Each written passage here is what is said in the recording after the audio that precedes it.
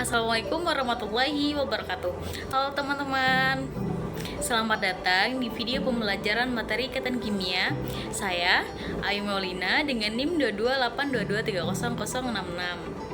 Tujuan pembelajaran yang akan dicapai pada video pembelajaran kali ini yaitu sebagai berikut. Tujuan pembelajaran yang akan dicapai pada video pembelajaran kali ini yaitu sebagai berikut. Tujuan pembelajaran yang akan pada video kali ini kita akan belajar tentang materi ikatan kimia. Teman-teman tahu nggak sih kalau ternyata ikatan kimia itu menjadi pondasi penting dari segala hal yang ada di dunia ini. Kenapa? Karena ikatan kimia berperan penting dalam menyusun dan membentuk semua materi ataupun senyawa yang ada di dunia ini. Nah, teman-teman tahu nggak sih kenapa ya garam itu bisa terbentuk, kenapa juga air itu bisa terbentuk, dan kenapa logam bisa terbentuk? Nah, teman-teman tahu nggak sih kenapa ya garam itu bisa terbentuk, kenapa juga air itu bisa terbentuk, dan kenapa logam bisa terbentuk? Nah, teman-teman tahu nggak sih kenapa?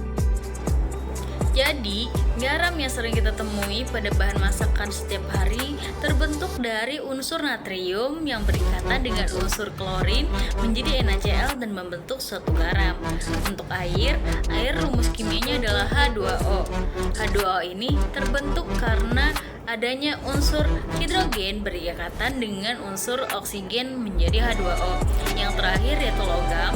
Logam ini terbentuk karena adanya atom-atom yang melepaskan elektron valensi menjadi lautan elektron.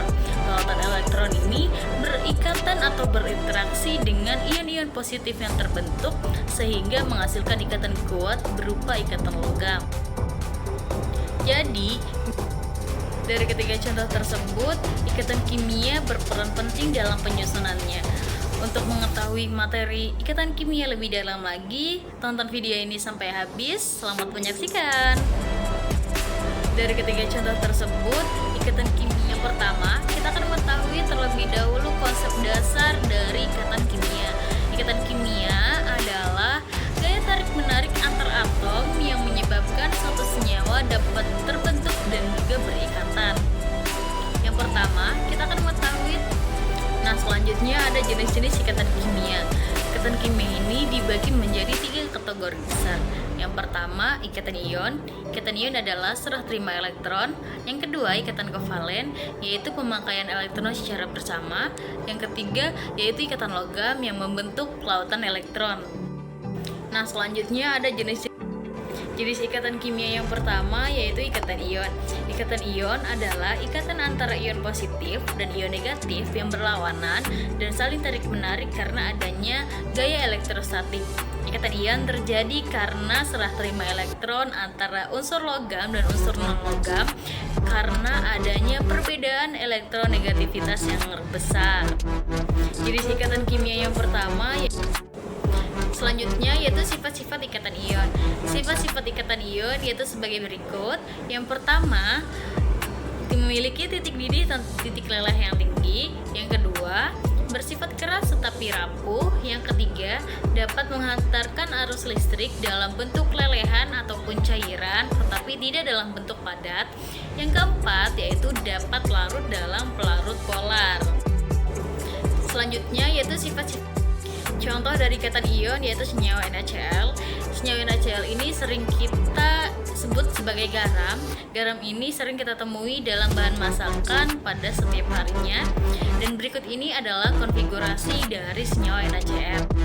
Contoh dari ikatan ion yaitu senyawa. Jenis ikatan kimia yang kedua yaitu ikatan kovalen. Ikatan kovalen adalah ikatan yang menggunakan elektron secara bersamaan.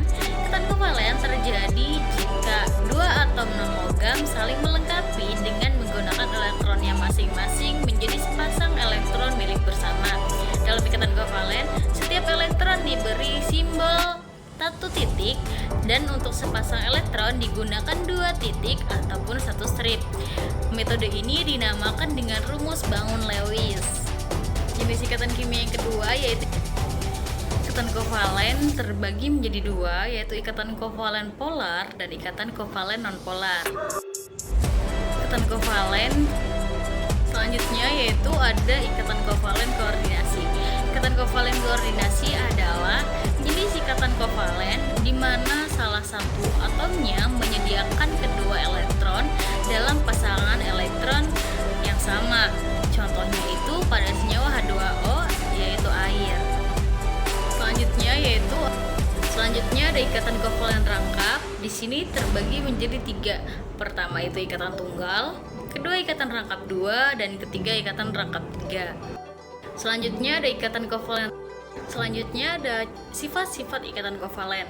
Sifat-sifat ikatan kovalen yaitu pertama, memiliki titik didih dan titik lelah yang rendah. Kedua, umumnya tidak bisa menghantarkan arus listrik. Ketiga, dapat berupa gas, cairan, ataupun padatan. Keempat, larut pada pelarut nonpolar tapi tidak larut dalam air. Selanjutnya ada jenis ikatan kimia yang ketiga yaitu ikatan logam. Ikatan logam terbentuk antara inti atom logam yang bermuatan positif dengan elektron valensi yang bergerak bebas membentuk lautan elektron bermuatan negatif. Gaya elektrostatik antara ion-ion positif dengan lautan elektron bermuatan negatif tersebut yang menyatukan atom-atom logam sehingga menjadi ikatan yang kuat. Jenis ikatan kimia yang ketiga selanjutnya yaitu sifat-sifat ikatan logam. Sifat-sifat ikatan logam yang pertama yaitu memiliki titik didih dan titik lelah yang tinggi. Kedua, berbentuk padatan juga mengkilap. Yang ketiga, bersifat keras tetapi lentur dan mudah ditempa. Keempat, konduktivitas listrik dan konduktivitas termal yang baik. Selanjutnya yaitu sifat di sini yaitu ada contoh dari ikatan logam. Yang pertama ada Fe yaitu besi, lalu ada Mn ataupun mangan. Yang ketiga ada Mg yaitu magnesium, dan yang terakhir yaitu ada Cu berupa tembaga. Dan juga terdapat contoh-contoh logam lainnya. Di sini yaitu ada contoh materi yang kita pelajari pada materi ikatan kimia. Semoga dapat membantu dan kalian bisa memahami dengan baik dan bisa mencapai tujuan pembelajaran. Sekian dan terima kasih. Wassalamualaikum warahmatullahi wabarakatuh. Materi yang kita pelajari